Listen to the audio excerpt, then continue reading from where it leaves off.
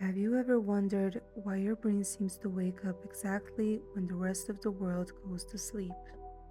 It's 2 a.m. You're exhausted. Your body is heavy. But the second your head hits the pillow, your mind starts a marathon. You begin replaying a conversation from 3 years ago. You start worrying about a bill that isn't due for 2 weeks. Or worse, you start questioning every life decision you have ever made. Suddenly, you aren't just tired, you're in a loop of what ifs that you can't escape. Welcome to the Mind Secret, where we peel back the layers of human behavior to reveal the hidden mechanics of your brain. Today, we're diving into the midnight mind. We're going to look at the biology, the evolution, and the specific psychological glitches that turn a quiet night into a mental battlefield. By the end of this video, you won't just understand why this happens, you'll know exactly how to switch it off. To understand the 2 a.m. brain, we have to travel back thousands of years. For our ancestors, the night was the most dangerous time.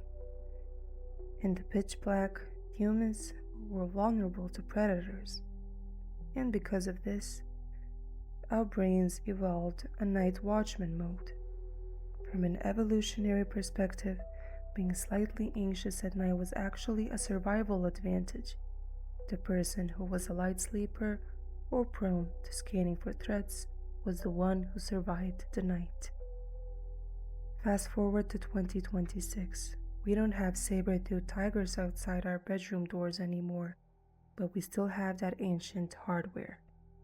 When the world goes quiet, your brain's survival center doesn't just turn off.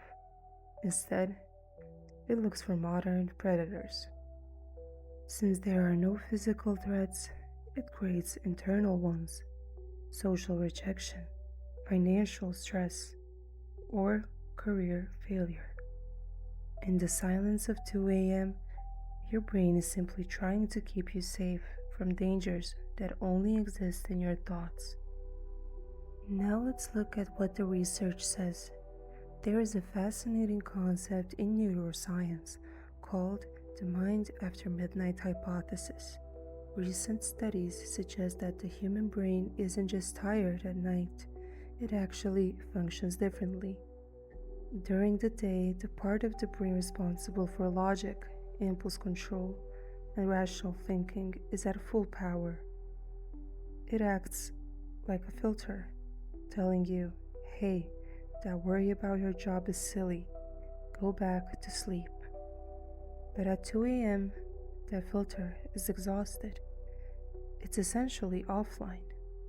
This leaves the default mode network in charge. This is the part of your brain that handles self-reflection and mind wandering. Without the logical part of your brain to keep it in check, the DMN tends to lean toward negative rumination. Furthermore, research shows that our emotional regulation is at its lowest point in the early hours of the morning. A study from the University of Pennsylvania found that people who are awake at 2 a.m. are statistically more likely to view the world negatively and make impulsive decisions.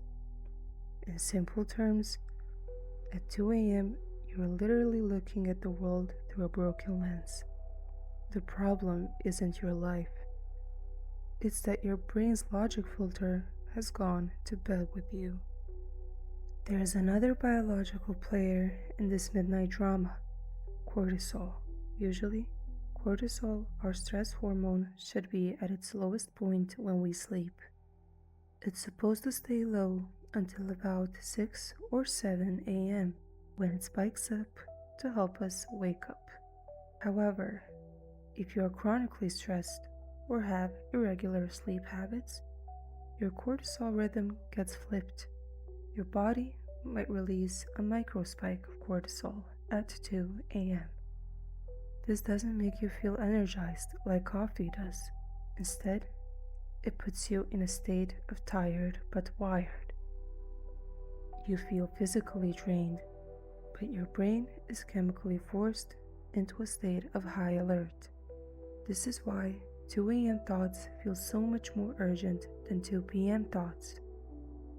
During the day, you have perspective. At night, that cortisol spike makes every minor worry feel like a life or death emergency. The 2 a.m. brain doesn't just focus on the future, it is a master of the past. Have you ever noticed that you don't remember your greatest achievements at 3 a.m.? Instead, your brain serves you a highlight reel of your most embarrassing moments. That awkward thing you said in high school, the job interview you fumbled, or the relationship that ended badly. Because your body is tired and your mood is naturally lower at night, your brain's search engine only looks for memories that match how you feel right now. It ignores the wins and magnifies the losses. Furthermore, there's a phenomenon known as counterfactual thinking. This is when the mind creates what-if scenarios. What if I had taken that other job? What if I hadn't sent that text? At 2 p.m., you know you can't change the past. But at 2 a.m., your brain treats these thoughts as active problems that need to be solved right now. It creates a mental loop where you're trying to fix a past that no longer exists. This is why you feel stuck. Your brain's trying to edit a movie that has already finished filming. To understand why this happens specifically in the middle of the night, we have to look at the architecture of sleep. Most people think sleep is a flat line of unconsciousness, but it's actually a series of 90-minute waves. Under normal circumstances, when you suddenly wake up, you would just roll over and fall back asleep. But because of the mind after midnight effect we discussed earlier, your brain is already in a state of high emotional sensitivity. Instead of falling back into a dream, you catch a thought.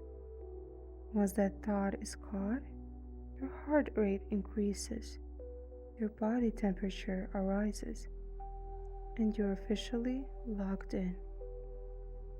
You are caught in a biological no man's land, too weak to dream, but too tired to think rationally. This is the secret of the 2 a.m. glitch.